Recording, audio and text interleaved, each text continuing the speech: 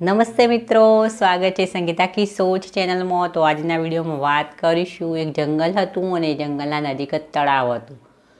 તો આ તળાવમાં સાંજના સમયે કોઈ પણ પ્રાણી જંગલનું પાણી પીવા જતું નહીં, કારણ કે દરેક પ્રાણીને એ વાતનો ડર હતો કે સાંજના સમયે જો આ તળાવમાં પાણી પીવા જઈએ તો તળાવમાં એક રાક્ષસ રહે છે અને આ રાક્ષસ પ્રાણીઓને ખાઈ જાય છે, આથી સાંજના સમયે કોઈ જતું નહીં। તો એકવાર આ જંગલમાં એક નવું સસલું આવ્યું અને આ સસલાને એ વાતની ખબર નહીં કે સાંજે તળાવમાં પાણી પીવા જવું નહીં, અને કોઈએ એને કહ્યું પણ નહોતું જે નવું આવ્યું હતું। તો સાંજનો સમય થયો અને સસલાને લાગી તરસ, તો એ તળાવે ગયું પાણી પીવા। તો એને દૂરથી એક મગર તળાવમાં આવતો દેખાયો એની તરફ।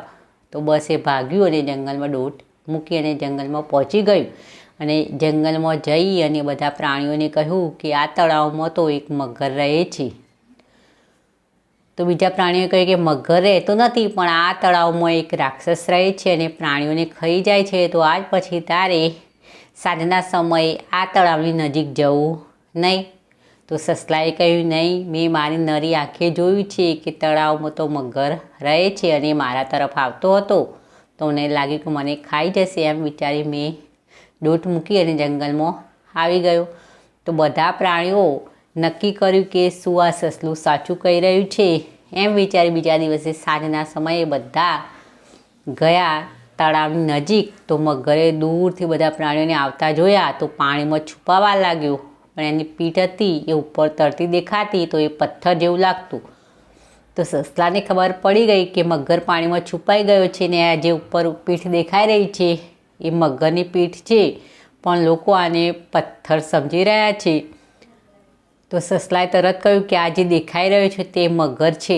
તો બીજા પ્રાણીએ કહીને આ મગર નથી, એ તો પથ્થર છે।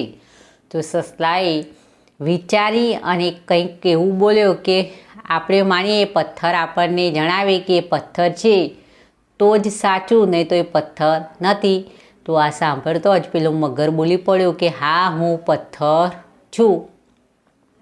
તો દરેક પ્રાણીઓને ખબર પડી ગઈ કે આ પથ્થર નહીં પણ મગર છે।